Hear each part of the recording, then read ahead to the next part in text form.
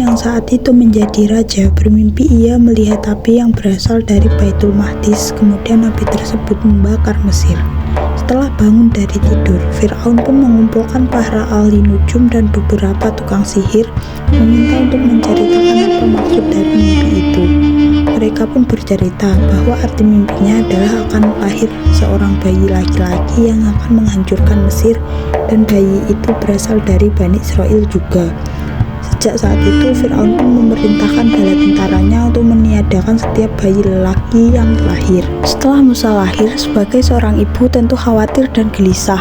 Allah Subhanahu wa Ta'ala pun akhirnya memberi ibunya Nabi Musa sebuah ilham untuk menghanyutkan Musa ke sungai. Tapi Allah berjanji akan memberikan kembali Musa pada ibunya suatu hari nanti. Setelah itu, Musa pun ditemukan oleh istri Fir'aun. Setelah menemukan bayi laki-laki itu, akhirnya Aisyah pun mengasuhnya. Muncul keanehan saat Musa akan diberi ASI. Musa tidak mau menyusu pada mereka sehingga ibu kandungnya pun menawarkan diri untuk menyusuinya. Akhirnya Musa mau menyusui pada ibunya. Musa menjadi anak angkat dari Fir'aun dengan Aisyah selama beberapa tahun hingga beranjak remaja. Pada suatu ketika Musa mendapati dua orang yang sedang berkelahi saat ia berjalan-jalan di kota. Orang pertama berasal dari pasukan Fir'aun dan orang kedua dari Bani Israel. Setelah itu ia pun membantu orang yang berasal dari Bani Israel.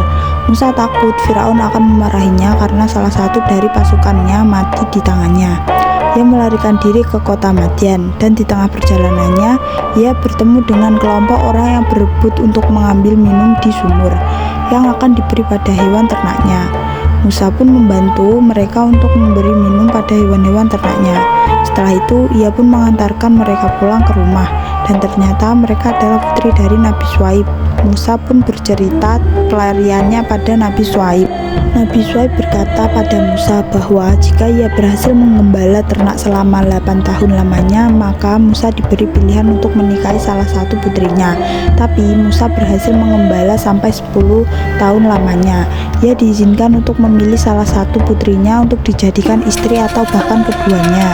Saat Musa sudah menikah dengan anak dari Nabi Syuaib yang bernama Safura, mereka berdua pun menuju ke negara Mesir. Mereka tiba di sebuah bukit saat malam hari.